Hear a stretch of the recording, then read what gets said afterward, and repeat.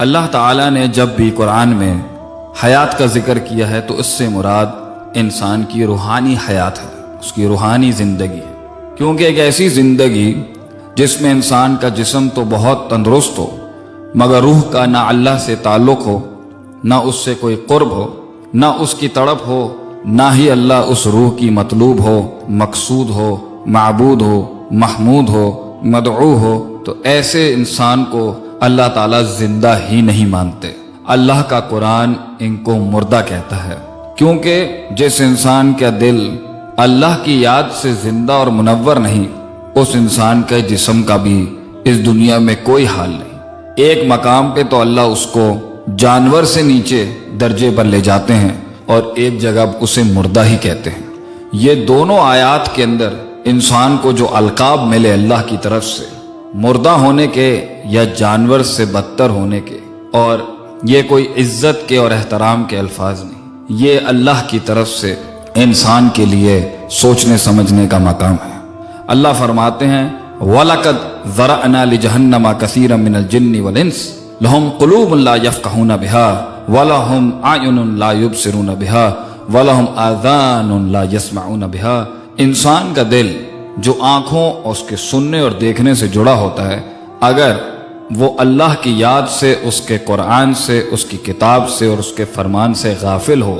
یا منکر ہو جائے تو اللہ فرماتے ہیں اولئک کالانعام، ایسا شخص جانور ہے، بل ہم اضل، مگر جانور بھی اللہ کی تسبیح اور اللہ کی عبادت سے کبھی غافل نہیں ہوتا۔ مگر انسان اگر اس درجے پر آ جائے تو ایک جگہ تو اسے اللہ جانور سے بدتر کہتے ہیں اور دوسری جگہ اللہ فرماتے ہیں اومن کان میتن فاحییناہ، تم مردہ تھے، ہم نے تمہیں زندہ کیا۔ یہ دین ہی انسان کو حیات دیتا ہے، اس کی روحانیت کو، اس کی عقل کو، اس کی فطرت کو، اس کی سوچ کو، اس کے افکار کو، اس کے عقائد کو، اس کے انقیادات کو، اس کے ادراکات کو، اس کے احساسات کو، اس کے جذبات کو اصل انلائٹنمنٹ تو یہ دین دیتا ہے انسان کو۔ آ کے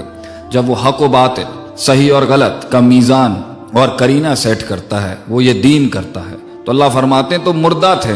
ہم تمہیں اس سے زندہ کرتے ہیں، اور جو اس سے زندگی پسند نہیں کرتا زندہ رہنا تو ایسے شخص کو اللہ مردہ کہتا ہے۔ اگر ہم چاہتے ہیں کہ ہم اس مردہ زندگی سے جو بے جان ہو جاتی ہے، جس میں کوئی سکون، اطمینان اور راحت نہیں ہوتی، ہمیں اللہ کی دین کی طرف، اس وحی کی طرف رجوع کرنا پڑے گا۔ اس لیے تو اللہ نے اس وحی کو روح ہی کہہ دیا ایک جگہ پر، وہ روح جس سے انسان جب وہ ماں کے پیٹ میں آتی ہے تو بچہ زندہ کہلاتا ہے، جب وہ نکال لی جاتی ہے تو انسان مردہ کہلاتا ہے، جب وہ پھر ڈالی جائے گی تو انسان زندہ کر دیا جائے گا۔ تو یہ روح ہی ہے جس سے انسان کی زندگی کا تعلق ہے۔ اللہ نے اپنے قرآن اور حدیث کو، اپنے قرآن کا ایک نام روحی رکھ کے، روحی بتا کے اس کو آگے بیان کیا۔ اللہ نے اپنے قرآن کا ایک نام ہی روح بتایا، وَكَذَلِكَ أَوْحَيْنَا إِلَيْكَ رُوحًا مِّنْ أَمْرِنَا، اور ہم نے اپنے حکم سے آپ کی طرف یہ روح بھیجی ہے جو ان مردہ دلوں میں جان ڈالے گی۔ مَا كُنْتَ تَدْرِي مَا الْكِتَابُ وَلَا الْإِيمَانُ،